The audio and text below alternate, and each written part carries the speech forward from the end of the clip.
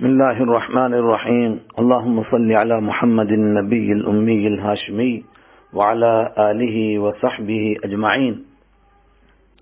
اللهم لك الحمد كله ولك الثناء كله ولك الشكر كله ولك المجد كله وإليك يرجع الأمر كله لا نحصي ثناء عليك أنت كما أثنيت على نفسك يا الله. سامعین گرامی قدر، آپ حضرت رسول اکرم صلی اللہ علیہ وسلم کی سیرت طیبہ کی 35ویں مجلس میں ہیں، اور آج حدیبیہ کے میدان سے صلح کرنے کے بعد واپسی پر کیا حالات پیش آئے، اللہ تعالیٰ کی طرف سے کیا کیا اطمینان اور تسلی دی گئی، اور اس کے بعد اس کے کیا کیا فوائد اور کیا بہترین نتائج سامنے آئے، یہ بیان سنیں گے۔ خیر، اس صلح کے بعد جس کا آپ نے اوپر تذکرہ سنا، نبی کریم صلی اللہ علیہ وسلم نے حکم دیا کہ اپنے ساتھ لائے ہوئے قربانی کے جانور یہیں حدیبیہ میں قربان کر دیے جائیں اور سر منڈوا کر احرام کھول کر واپسی کی تیاری کی جائے۔ صحابہ کرام بغیر عمرہ کے اس طرح واپسی پر بہت ہی دکھی، بہت ہی غمزدہ تھے۔ اس وجہ سے کسی کو قربانی کرنے اور سر منڈانے کی ہمت ہی نہیں ہو رہی تھی۔ رحمت عالم صلی اللہ علیہ وسلم نے اپنی زوجہ محترمہ ام المؤمنین حضرت ام سلمہ رضی اللہ تعالی عنہا سے یہ بات بیان فرمائی کہ لوگوں کو کیا ہو گیا ہے۔ انہوں نے عرض کیا، یا رسول اللہ صلی اللہ علیہ وسلم، مسلمانوں کو صلح بہت گراں گزری ہے، دل ٹوٹے ہوئے ہیں، آپ کسی سے کچھ نہ فرمائیں، بس خود اپنی قربانی کر کے سر مبارک منڈوائیں، حلق فرمائیں، پھر سب آپ کی اتباع کریں گے۔ آخر یہی ہوا۔ حضرت رحمت عالم صلی اللہ علیہ وسلم نے جیسے ہی قربانی کر کے سر مبارک منڈوایا، 1400 صحابہ کرام نے اسی وقت اس پر عمل کیا اور واپسی کے لیے تیار ہو گئے۔ سورہ فتح اور صلح حدیبیہ پر اللہ تعالی کی طرف سے ایک تبصرہ۔ حدیبیہ والا یہ واقعہ کچھ زیادہ ہی عجیب و غریب واقعہ ہے، جس میں کتنی ہی ایسی عجیب باتیں ہیں جو عام امت کو کیا سمجھ میں آئیں گی۔ خود صحابہ کرام میں بھی زیادہ حضرات کو بالکل ہی عجیب لگ رہی تھی۔ اللہ تعالیٰ نے ان سارے رازوں سے پردہ ہٹاتے ہوئے ایک پوری صورت نازل فرمائی۔ یہ سورہ فتح ہے، جو واپسی میں قراء الغمیم پہنچ کر نازل ہوئی تھی۔ صحابہ کرام اس کو اپنی ہار سمجھ رہے تھے۔ سورت کے شروع میں ہی فرمایا، یہ ہار نہیں بلکہ صاف صاف اور کھلم کھلا فتح اور جیت ہے، اور یہ فتح اس بات کی نشانی ہے کہ جس کام کے لیے رحمت عالم صلی اللہ علیہ وسلم دنیا میں تشریف لائے تھے، وہ اب منزل سے ہمکنار ہونے ہی والا ہے، اور ایمان والوں کی قربانیوں کا اب دنیا آخرت میں واضح نتیجہ نکلنے ہی والا ہے۔ پھر جب اس کی گہرائیوں میں ذرا غور کیا تو صاف صاف پتہ چلا یہ تو واقعتاً بہت بڑی فتح ہے۔ یہ فتح کیسی تھی؟ چند باتیں آپ بھی غور سے سن لیں۔ مثلا آج تک مشرکین حرم میں کسی کی شرکت برداشت کرنے کے لیے تیار نہیں تھے، کسی کو اپنے طریقے کے مطابق عبادت کرنے کی اجازت نہیں دیتے تھے، ہر ایک کو مجبور کرتے تھے کہ ہمارے شرک والے طریقے کے مطابق تم عبادت کرو۔ آج وہی لکھ کر دے رہے تھے کہ اس سال تو ہماری ناک رکھ لو، آئندہ سال تمہیں کھلی اجازت ہے، جس طرح چاہو عمرہ کرو، نماز پڑھو، تمہاری مرضی۔ نمبر 2، اور سب سے بڑا جھگڑا تھا ہی اس بات کا کہ مسلمان کسی کو کھل کر اپنے دین کی دعوت نہیں دے سکتے تھے۔ آج وہ صرف عرب نہیں بلکہ ساری دنیا کے لیے لکھ کر دے رہے تھے کہ جس کا دل چاہے وہ تمہارے ساتھ مل جائے، اور جس کا دل چاہے وہ ہمارے ساتھ رہے۔ پھر 2 سال کے اندر اندر اس کا نتیجہ بھی سب نے دیکھ لیا۔ خالد بن ولید رضی اللہ عنہ اور عمرو بن العاص رضی اللہ تعالی عنہ جیسے بہادر جن پر مکہ والوں کو ناز تھا، وہ سب اسلام کی گود میں تھے۔ سارے عرب میں اتنی تیزی سے اللہ کا دین لوگوں کے دلوں میں اترتا جا رہا تھا کہ صرف 2 سال بعد فتح مکہ کے موقع پر رحمت عالم صلی اللہ علیہ وسلم کے ساتھ 10,000 صحابہ کرام تھے، اور تیسری اہم بات یہ کہ مکہ کے مشرک آج ذہنی شکست تسلیم کر رہے تھے، ذہنی طور پر ہار تسلیم کر رہے تھے۔ وہ اس طرح کہ انہوں نے مطالبہ کیا کہ اگر کوئی ہمارا بندہ تمہارے پاس جائے گا تمہیں واپس کرنا پڑے گا۔ اس کا مطلب یہ تھا کہ لوگ ہمارے ساتھ رہنا نہیں چاہتے، یہ ہم نے زبردستی زنجیروں میں باندھ کر کے روکے ہوئے ہیں۔ چنانچہ یہی بات نبی کریم صلی اللہ علیہ وسلم نے ایمان والوں کو سمجھائی تھی کہ جو ایمان والا ہوگا مکہ والے اس کو اگر باندھ کر بھی رکھیں گے تب بھی اللہ تعالیٰ اس کے لیے راستہ نکال دے گا، اور جو بندہ ہمارا ہوگا وہ ہمیں چھوڑ کر مکہ جائے گا ہی کب؟ جب تک اس کے دل میں ایمان ہوگا وہ کافروں کے ساتھ نہیں ملے گا، اور جب ایمان ہی دل سے نکل جائے گا پھر وہ ہمارا کیسے رہے گا؟ وہ تو انہی کا ہو گیا۔ سورت کے دوسرے رکوع میں منافقوں کی منافقت اور ایمان والوں کے اخلاص کو واضح فرمایا گیا ہے کہ ایمان والوں نے اللہ تعالیٰ کی محبت اور نبی اکرم صلی اللہ علیہ وسلم کی رفاقت میں کسی کی پرواہ نہیں کی، نہ بیوی بچوں کی، نہ گھر بار کی، اور نہ ہی مکہ والوں کی دشمنی کا خیال کیا، بس اللہ تعالیٰ کے توکل پر چل پڑے۔ یہی ایمان کا تقاضا ہے اور اسی کا ہر ایک مومن سے مطالبہ ہے۔ دوسری طرف منافق ہیں، وہ کس طرح زمانے کے گردشوں کو دیکھتے ہیں کہ زمانے کی گردشیں جدھر کو جاتی ہیں وہ ادھر کو چلے جاتے ہیں، اور کس طرح ہر ایک چڑھتے سورج کی پوجا کرتے ہیں اور بات بات پر ضمیر کا سودا کر دیتے ہیں۔ تیسرے رکوع میں صحابہ کرام کے اخلاص کا ایسا دلچسپ مضمون ہے کہ شاید ہی دوسرے کسی مقام پر قرآن پاک میں اس طرح منظر کشی نہیں فرمائی گئی ہے۔ خاص طور سے بالکل خالی ہاتھوں جنگ کے لیے تیار ہو جانا، بیعت کرنا اور کافروں کی جاہلانہ ضد کو برداشت کرنا اور تقوی کے دامن کو مضبوطی سے تھامے رکھنا، ان سب باتوں کو کتنے پیارے انداز میں بیان فرمایا گیا ہے۔ بس ایک آیت آپ بھی سنتے چلیں۔ اذ جعل الذین کفروا فی قلوبہم الحمیۃ حمیۃ الجاہلیۃ فانزل اللہ سکینتہ علی رسولہ وعلی المؤمنین وألزمهم كلمة التقوى وكانوا أحق بها وأهلها وكان الله بكل شيء عليما۔ چنانچہ جب ان کافروں نے اپنے دلوں میں اس حمیت کو جگہ دی جو جاہلیت کی حمیت تھی، تو اللہ نے اپنی طرف سے اپنے پیغمبر اور مسلمانوں پر سکینت نازل فرمائی اور ان کو تقوی کی بات پر جمائے رکھا، اور وہ اسی کے زیادہ حقدار اور اسی کے اہل تھے، اور اللہ ہر چیز کو خوب جاننے والا ہے۔ سورہ فتح آیت 26۔ آخر میں اس بات کی تسلی دے کر کہ تم ضرور خانہ کعبہ میں جاؤ گے اور عمرہ کر کے ضرور سر بھی منڈواؤ گے، یہ بات پھر بیان فرمائی کہ اس کو ہار نہ سمجھو، یہ دین آیا ہی غالب ہونے کے لیے ہے، یہ مغلوب نہیں ہو سکتا۔ ہاں، لیکن دین کے خادموں کو صحابہ کرام جیسی صفات بنانے کی ضرورت ہے۔ اس لیے سورۃ مبارکہ کے آخر میں صحابہ کرام کی صفات کا ایسا زبردست نقشہ کھینچا گیا ہے جو دل کی گہرائیوں میں اتر جاتا ہے۔ فرمایا محمد الرسول اللہ والذین معه اشداء علی الکفار رحماء بینہم تراہم رکعا سجدا یبتغون فضلا من اللہ ورضوانا سیماہم فی وجوہہم من اثر السجود ذلک مثلہم فی التوراة ومثلہم فی الانجیل كزرع أخرج شطأه فآزره فاستغلظ فاستوى على سوقه يعجب الزراع ليغيظ بهم الكفار وعد الله الذين آمنوا وعملوا الصالحات منهم مغفرة وأجرا عظيما۔ محمد صلی اللہ علیہ وسلم اللہ کے رسول ہیں، اور جو لوگ ان کے ساتھ ہیں وہ کافروں کے مقابلے میں سخت ہیں اور آپس میں ایک دوسرے کے لیے رحم دل ہیں۔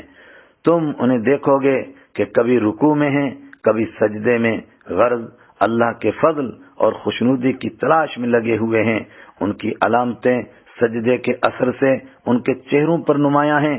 یہ ہیں ان کے وہ اوصاف جو تورات میں مذکور ہیں، اور انجیل میں ان کی مثال یہ ہے کہ جیسے ایک کھیتی ہو جس نے اپنی کومپل نکالی، پھر اس کو مضبوط کیا، پھر وہ موٹی ہو گئی، پھر اپنے تنے پر اس طرح سیدھی کھڑی ہو گئی کہ کاشتکار اس سے خوش ہوتے ہیں تاکہ اللہ ان کی اس ترقی سے کافروں کا دل جلائے۔ یہ لوگ جو ایمان لائے ہیں اور انہوں نے نیک عمل کیے ہیں، اللہ نے ان سے مغفرت اور زبردست ثواب کا وعدہ کر لیا ہے۔ سورہ فتح آیت نمبر 29۔ رسول اکرم صلی اللہ علیہ وسلم نے صحابہ کرام رسول اکرم صلی اللہ علیہ وسلم نے صحابہ کرام کو، خاص طور سے حضرت عمر رضی اللہ تعالی عنہ کو یہ سورت سنائی۔ صحابہ کرام نے حیرانگی سے عرض کیا، یا رسول اللہ، یہ فتح ہے؟ یعنی ہمیں تو ہار لگ رہی ہے۔ نبی اکرم صلی اللہ علیہ وسلم نے فرمایا، اس ذات کی قسم جس کے ہاتھ میں میری جان ہے، یہ بہت بڑی فتح ہے۔ مسند امام احمد، ابو داود، بخاری شریف، روایت حدیث نمبر 3182۔ مظلوم عورتوں کا مسئلہ کیسے حل ہوا؟ یہ مبارک قافلہ مدینے کی طرف واپس ہونے ہی والا تھا کہ اچانک ایک دوسرا مسئلہ اٹھ کھڑا ہوا، وہ یہ کہ عقبہ بن ابی معیط، جس نے مرے ہوئے اونٹ کی اوجڑی نبی کریم صلی اللہ علیہ وسلم کے اوپر سجدے کی حالت میں ڈالی تھی، اس کی بیٹی حضرت ام کلثوم رضی اللہ تعالی عنہا ایمان قبول کر کے کچھ عورتوں کو جنہوں نے ایمان قبول کر لیا تھا ساتھ لے کر آ گئیں کہ ہمیں بھی اپنے ساتھ لے چلو۔ معاہدے کے مطابق یہ ساتھ نہیں جا سکتی تھی۔ صحابہ کرام بہت پریشان ہو گئے کہ اب تو ہمیں اپنی ایمان والی بہنیں بھی معاہدے کے مطابق واپس کرنی پڑیں گی۔ نبی اکرم صلی اللہ علیہ وسلم نے فرمایا، یہ واپس نہیں جائیں گی۔ صحابہ کرام حیران تھے کہ پھر معاہدہ کس طرح پورا ہوگا۔ اتنے میں مکہ کے مشرک بھی آ گئے کہ ان کو وعدے کے مطابق واپس کرو۔ حضرت نبی اکرم صلی اللہ علیہ وسلم نے فرمایا، ہم نے مردوں کے بارے میں واپس کرنے کا معاہدہ کیا ہے، عورتوں کے بارے میں نہیں کیا۔ چنانچہ معاہدے والا صلح نامہ پڑھا گیا، اس میں یہی بات لکھی ہوئی تھی، ان کان رجل من اہل مکہ یاتیکا، اس طرح کہ اگر مکہ کے مردوں میں سے کوئی آپ کے پاس آئے گا اس کو واپس کرنا پڑے گا۔ اس طرح یہ واپس نہیں ہوئی اور اس طرح ساری مظلوم عورتوں کا مسئلہ حل ہو گیا۔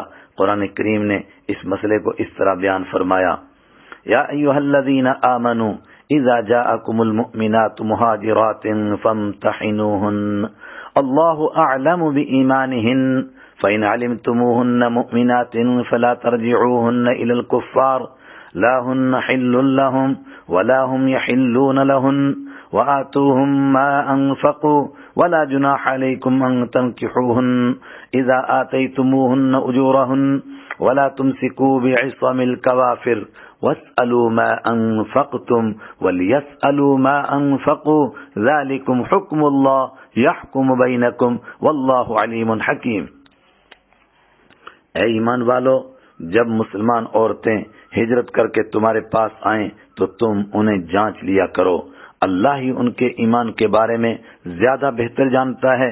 پھر جب تمہیں معلوم ہو جائے کہ وہ ایمان والی عورتیں ہیں تو تم انہیں کافروں کے پاس واپس نہ بھیجو، وہ ان کافروں کے لیے حلال نہیں ہیں اور نہ کافر ان کے لیے حلال ہیں، اور ان کافروں نے جو کچھ ان عورتوں پر مہر وغیرہ کی صورت میں خرچ کیا ہو وہ انہیں ادا کر دو، اور تم پر ان عورتوں کے ساتھ نکاح کرنے میں کوئی گناہ نہیں، کوئی حرج نہیں، جبکہ تم نے ان کے مہر ادا کر دیے ہوں۔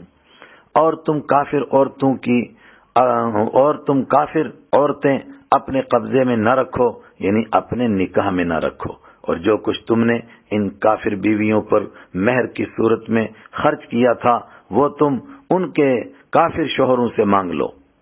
یہ اللہ کا فیصلہ ہے، وہی تمہارے درمیان فیصلہ کرتا ہے، اور اللہ تعالیٰ بڑے علم والا، بڑی حکمت والا ہے۔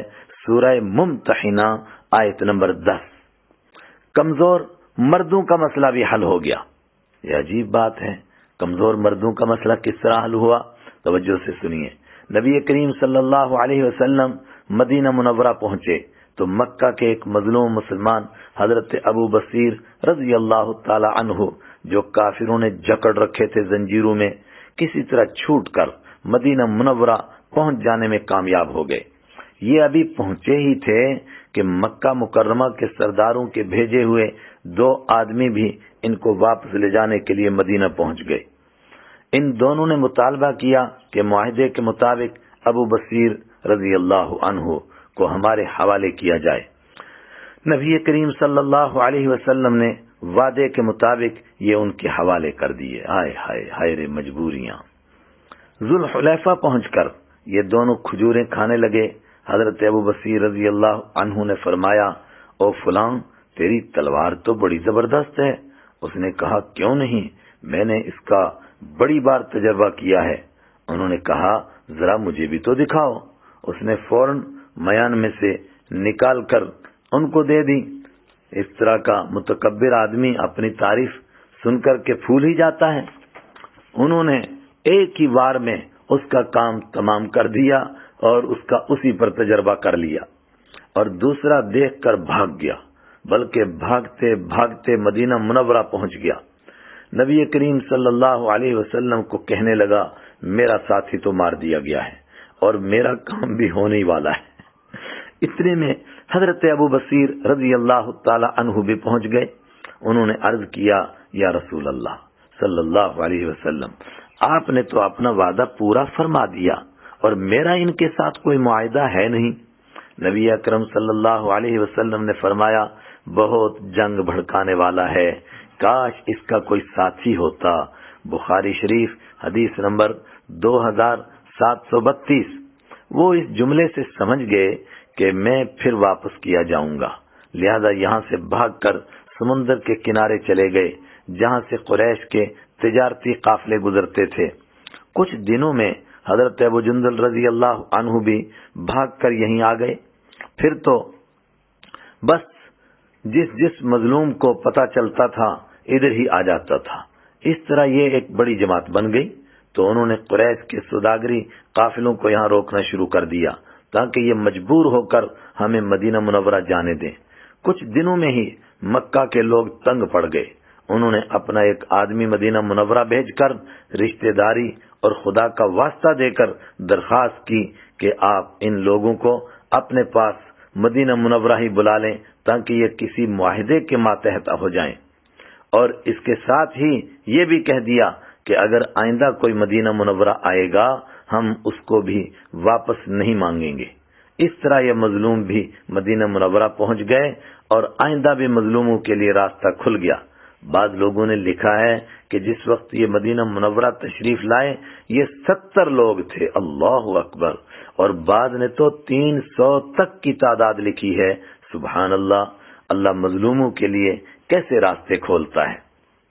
مکہ مکرمہ کے جگر گوشے مدینہ میں ایک بڑی عجیب بات، کچھ ہی دنوں کے بعد اکثر روایتوں کے مطابق سن 7 ہجری کے شروع میں ہی مکہ مکرمہ کے سب سے بہادر 3 آدمی، حضرت خالد بن ولید رضی اللہ عنہ، حضرت عمرو بن عاص رضی اللہ عنہ اور حضرت عثمان بن طلحہ رضی اللہ عنہ مسلمان ہو کر مدینہ منورہ تشریف لے آئے۔ نبی کریم صلی اللہ علیہ وسلم نے ان کا زبردست استقبال فرمایا اور ارشاد فرمایا، مکہ نے اپنے جگر گوشوں کو ہمارے حوالے کر دیا ہے۔ یہ صلح کا پہلا نتیجہ تھا۔ پھر اللہ کے کرم سے انہوں نے دین کی ایسی خدمات انجام دیں جن کو تاریخ میں کبھی بھلایا نہیں جا سکتا ہے۔ خاص طور سے حضرت خالد بن ولید رضی اللہ تعالیٰ عنہ کی قربانیوں کو کون بھول سکتا ہے۔ یہ ہے صلح حدیبیہ کے راز، فتح مبین کس طرح تھی، اور سنیے۔ بادشاہوں کے نام خطوط۔ صلح حدیبیہ کیا تھی؟ ساری دنیا کے لیے دین کا راستہ کھل گیا، چاروں طرف دین کی روشنی پھیلنے لگ گئی، سارے عرب میں دین کی ہوا چل پڑی۔ مظلوموں، غلاموں اور زمانے کے اتار چڑھاؤ میں دبے ہوئے لوگوں کے دل میں آزادی کی امیدیں انگڑائی لینے لگ گئیں۔ یہ سب لوگ اب آزادی سے مدینہ آ رہے تھے، ایمان قبول کر رہے تھے، بلکہ اپنے اپنے شہروں میں یہ روشنی لے کر جا رہے تھے، اور جن کے پاس کوئی لے جانے والا نہیں تھا ان تک پہنچانے کے لیے آزادی کے ساتھ مدینہ منورہ سے ہی انتظام کیے جا رہے تھے۔ صلح حدیبیہ کو فتح مبین کہا گیا تھا، کھلم کھلا فتح، کھلم کھلا جیت۔ اب اس کا مطلب سمجھ میں آ رہا تھا، چونکہ فتح کا مطلب ہے کھولنا، یعنی اب تک دعوت اسلام کا جو دروازہ بند تھا اب وہ کھل چکا ہے۔ اس طرح نبی اکرم صلی اللہ علیہ وسلم نے اس عالمی کام کا آغاز فرما دیا تھا جس کے لیے آپ صلی اللہ علیہ وسلم دنیا میں تشریف لائے تھے۔ عرب کے سارے بڑے لیڈروں اور سرداروں کی ایک فہرست تیار کروائی گئی، پھر عرب کے قریب قریب کے بادشاہوں کی ایک فہرست بنوائی گئی، پھر ایک ایک تک اللہ تعالیٰ کا پیغام اور اس کی بھیجی ہوئی روشنی پہنچانے کے لیے ماہر اور تجربہ کار صحابہ کرام تیار کیے گئے۔ خاص کر اس وقت کی سب سے بڑی بادشاہتوں یعنی روم اور ایران کے نام خط لکھے گئے۔ اللہ اکبر۔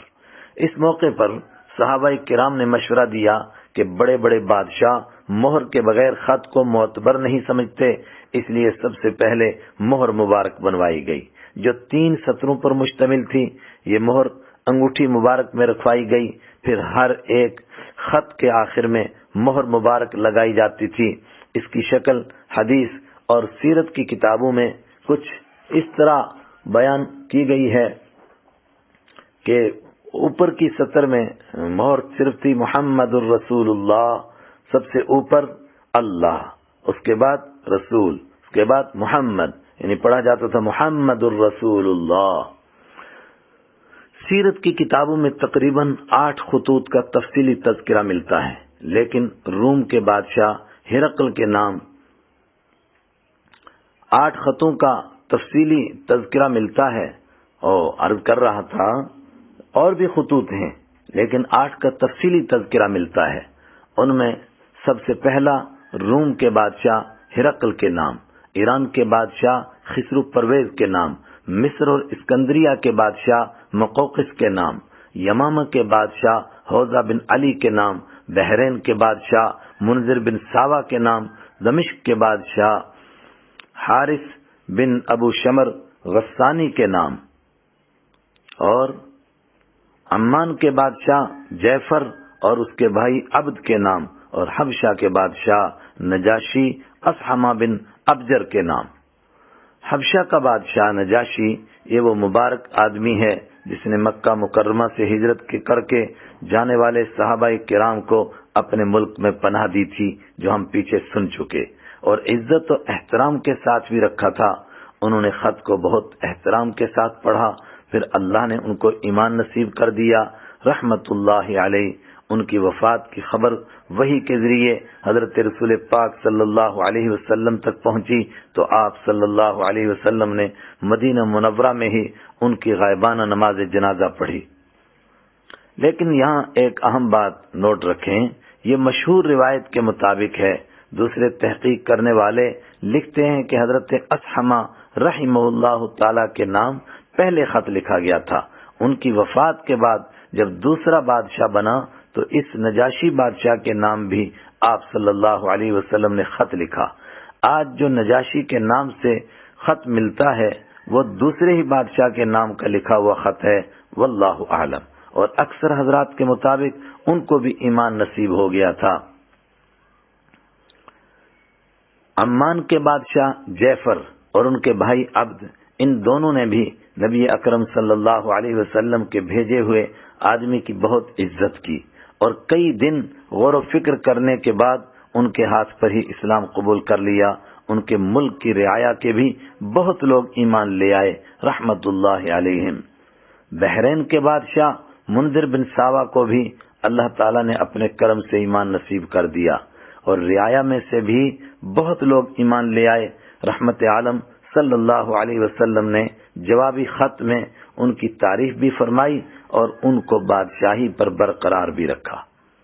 مصر اور اسکندریہ کے بادشاہ مقوقس نے بھی رسول اکرم صلی اللہ علیہ وسلم کے بھیجے ہوئے قاصد کا احترام بھی کیا۔ رحمت عالم صلی اللہ علیہ وسلم کے لیے بہت سارے تحفے بھی بھیجے، لیکن ایمان قبول نہیں کیا۔ اسی طرح روم کے بادشاہ ہرقل نے نبی کریم صلی اللہ علیہ وسلم کی رسالت کی تحقیق بھی اچھی طرح کی، اور کئی بار اس بات کا اقرار بھی کیا کہ یقیناً یہ وہی آخری نبی ہیں جو بالکل سچے ہیں، اور عیسائی اور یہودی انہی کے انتظار میں ہیں۔ خط بھی بہت احترام سے چاندی کے صندوق میں بند کر کے رکھا، لیکن ایمان صرف اس لیے قبول نہیں کیا کہ اگر میں ایمان قبول کروں گا تو عیسائی مذہب کے لوگ مل کر مجھ سے میری حکومت چھین لیں گے، بلکہ مجھے ہی جان سے مار ڈالیں گے۔ اس طرح دنیا کی لالچ میں آ کر سب کچھ جانتے ہوئے اس نے اپنی آخرت برباد کر دی۔ انا للہ و انا الیہ راجعون۔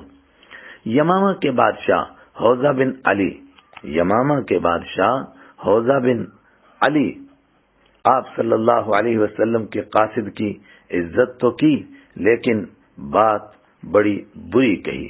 یہ معاہدہ کرنے کی کوشش کی کہ اگر اسلام میں میری آدھی بادشاہت کو مان لیا جائے تو میں اسلام قبول کر لوں گا، ورنہ نہیں۔ یہ بڑی بیہودہ بات تھی۔ ایرانی بادشاہ خسرو پرویز کسرا بڑا بے وقوف اور جاہل انسان تھا۔ اس نے خط مبارک پڑھ کر گرجنا شروع کر دیا کہ کون ہے مجھے خط لکھنے والا، اپنا نام پہلے اور میرا نام بعد میں لکھا ہے۔ یہ کہہ کر اس بدبخت نے خط مبارک پھاڑ دیا۔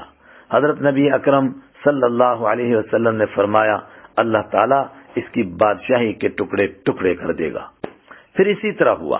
کچھ دنوں بعد ہی اس کے بیٹے شیر وہ نے اس کو قتل کر کے حکومت پر قبضہ کر لیا، اور نبی اکرم صلی اللہ علیہ وسلم کو اللہ تعالیٰ نے وحی کے ذریعے اس کی اسی وقت خبر دی۔ مدینہ منورہ میں آپ صلی اللہ علیہ وسلم نے اس کی اطلاع دوسرے حضرات کو فرمائی۔ ان خطوط پر غور کرنے سے پتہ چلتا ہے کہ جو خط عیسائی بادشاہوں کی طرف لکھے جاتے تھے ان میں خاص طور سے اس آیت کو اہتمام سے لکھا جاتا تھا، قُلْ يَا أَهْلَ الْكِتَابِ تَعَالَوْا إِلَىٰ كَلِمَةٍ سَوَاءٍ بَيْنَنَا وَبَيْنَكُمْ أَلَّا نَعْبُدَ إِلَّا اللَّهَ وَلَا نُشْرِكَ بِهِ شَيْئًا وَلَا يَتَّخِذَ بَعْضُنَا بَعْضًا أَرْبَابًا مِّن دُونِ اللَّهِ فَإِن تَوَلَّوْا فَقُولُوا اشْهَدُوا بِأَنَّا مُسْلِمُونَ۔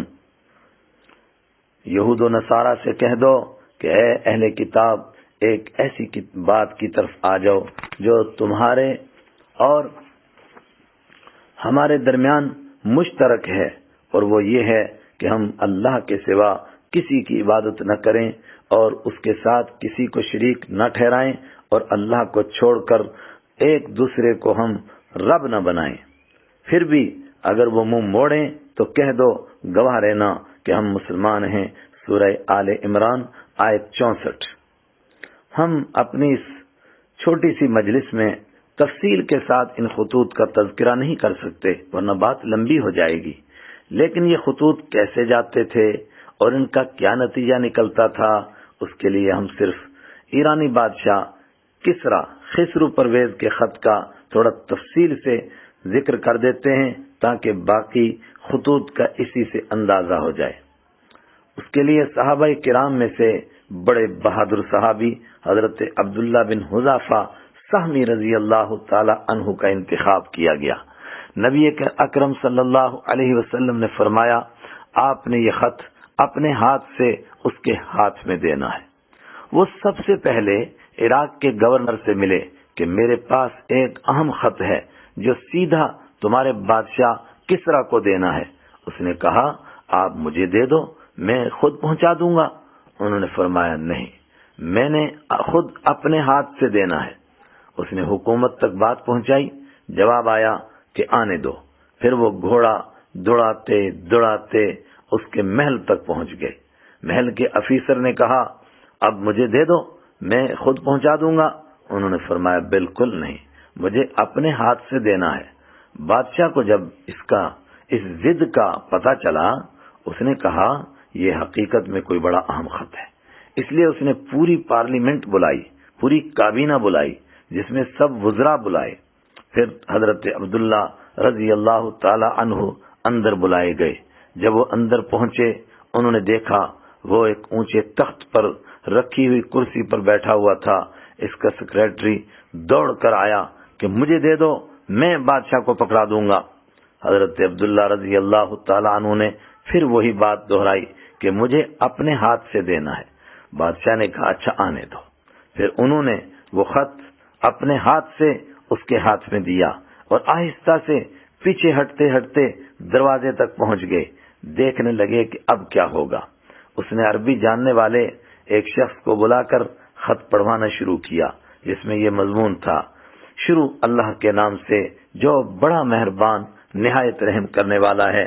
اللہ کے رسول محمد صلی اللہ علیہ وسلم کی طرف سے ایران کے بڑے آدمی کسرا کی طرف سلام ہو اس پر جو سیدھے راستے پر چلے اور خدا اور رسول پر ایمان لائے اور یہ گواہی دے کہ اللہ کے سوا کوئی عبادت کے لائق نہیں اور محمد صلی اللہ علیہ وسلم اس کے بندے اور رسول ہیں۔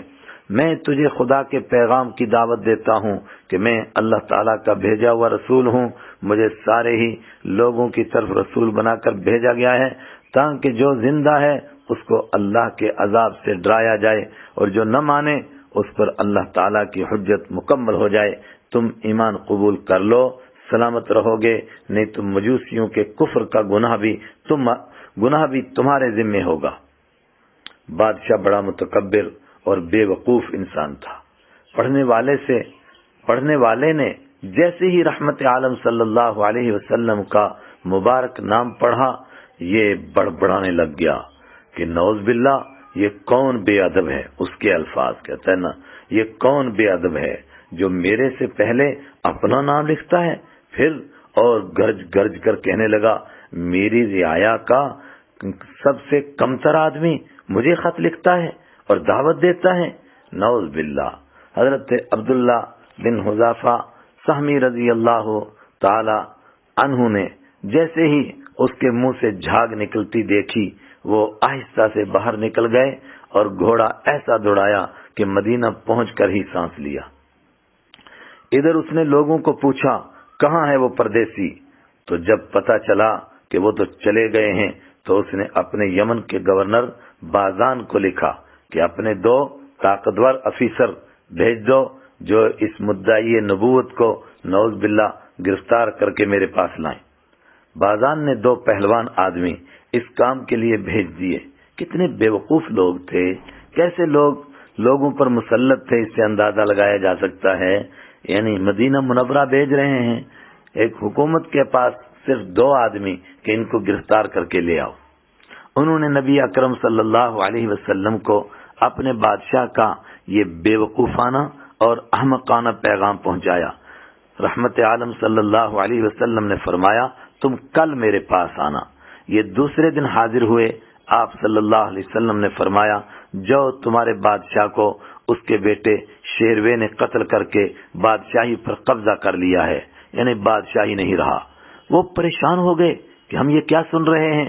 واپس یمن پہنچے، گورنر کو ساری بات بتائی۔ اس نے کہا پھر تو یہ پکے نبی ہیں۔ ابھی یہ باتیں چل ہی رہی تھیں، یہی باتیں کہ جو اس نے وہ خبر جو لے کر وہ واپس آئے تھے، یہ باتیں چل ہی رہی تھیں۔ اتنے میں ایران سے یہ خبر آ گئی کہ سچ میں ہی خسرو پرویز کا قتل ہو چکا ہے اور اس کا بیٹا شیروے حکومت پر قابض ہو چکا ہے۔ اس پر ان سب کو ایمان نصیب ہو گیا اور یمن اب ایران کے بجائے مدینہ منورہ کی جانب ہو گیا۔ حضرت عبداللہ بن حذیفہ سہمی رضی اللہ عنہ کی ایمانداری، بہادری اور وفاداری پر بھی غور فرمائیں اور خط مبارک کا نتیجہ بھی دیکھیں اور اسی سے دوسرے خطوط کا بھی اندازہ لگا لیں۔